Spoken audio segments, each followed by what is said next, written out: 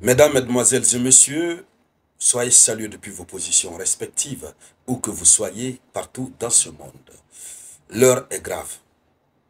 La France vient de faire une déclaration.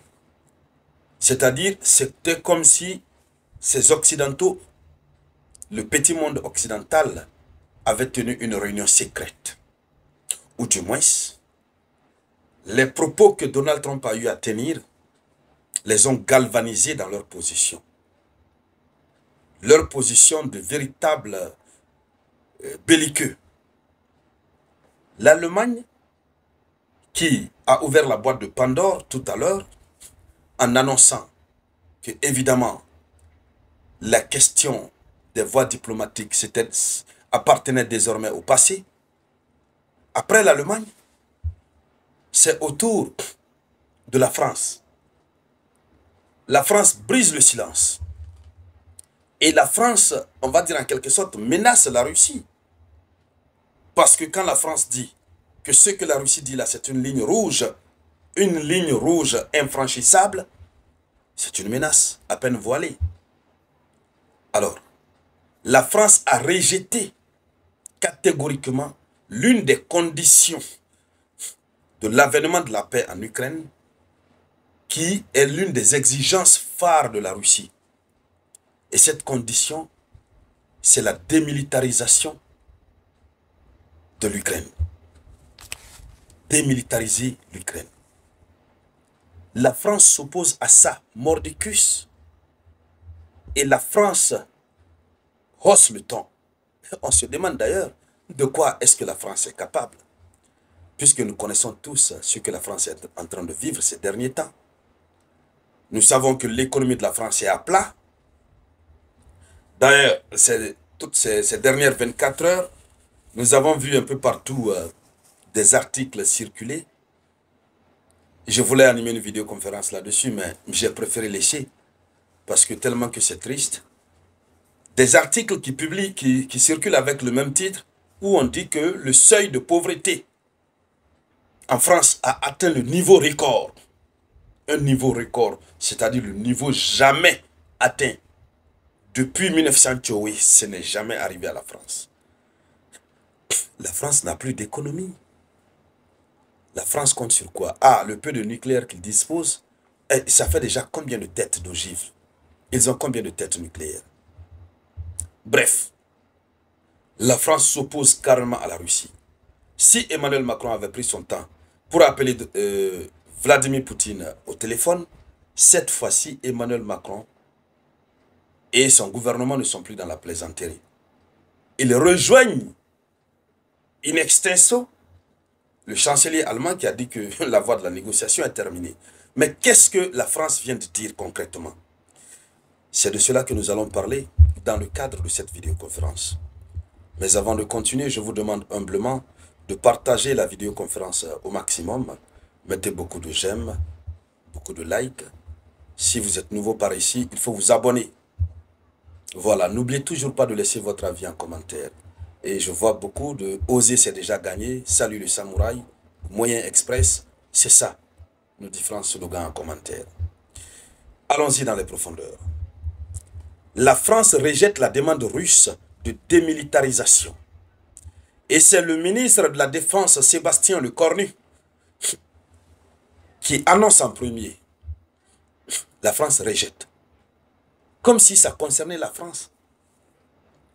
La condition, l'exigence a été faite à l'Ukraine, pas à la France, ni au Royaume-Uni. À plus forte raison, l'Allemagne. Mais comme l'Ukraine est sous leur protection, ils décident de ce qu'ils veulent concernant la vie de l'Ukraine. Alors, la demande russe de démilitarisation de l'Ukraine est inacceptable. Voilà ce qu'a déclaré le ministre français de la Défense, que c'est une demande inacceptable. Selon Sébastien Lecornu, il a eu à le dire dans un entretien accordé à Valeurs Actuelles en amont de la réunion de la coalition des volontaires. Il faut dire que cette fameuse coalition des volontaires qui avait vu le jour et qui avait été suspendue à un moment donné, vous vous souvenez? Au moment où l'Allemagne cherchait à laver ses mains enlevé ses deux mains, ses deux pieds dans cette affaire du conflit russo-ukrainien, ils avaient suspendu. Certains même ont dit non, bon, nous faisons partie de la coalition des volontaires, mais nous ne sommes pas prêts à autoriser l'Ukraine à faire tel, et puis nous ne prenons pas la garantie de tel. Maintenant, là, ils ont réactivé. Ils ont réactivé.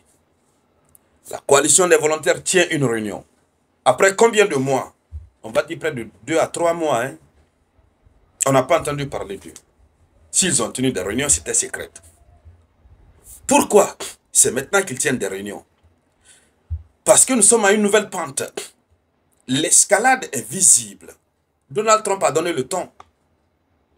Quand il a dit que quand vous négociez avec Vladimir Poutine, ce sont des conneries qu'il dit. Ce qu'il dit là, ce sont des... Voilà. Donc depuis là, ils sont appuyés sur tous les boutons rouges. Ils sont en train de se préparer. Sur tous les plans. Mais cette fois-ci, ça risque d'être pire. Parce que ça vient correspondre à une autre situation au Proche et Moyen-Orient. Tout sera mélangé, mesdames, mesdemoiselles et messieurs. Que Dieu nous en préserve. Et pendant ce temps, la Russie et ses alliés sont en train de travailler très très fort. Continuons. Alors, voici ce qu'il a dit en intégralité. Il dit notre ligne rouge absolue, notre ligne rouge absolue est la démilitarisation de l'Ukraine. Nous ne pouvons pas refuser l'adhésion de l'Ukraine à l'OTAN et accepter en même temps qu'elle n'ait plus d'armée. Les Ukrainiens doivent pouvoir assurer leur propre sécurité. Donc, l'équation est claire. Si on refuse l'adhésion de l'Ukraine à l'OTAN, l'Ukraine doit pouvoir assurer sa propre sécurité. Alors que la Russie dit non. La Russie dit non.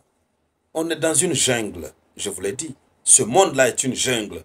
Que celui qui veut comprendre, que la personne comprenne. Que celui qui ne veut pas comprendre, que la personne comprenne aussi qu'elle ne veut pas comprendre.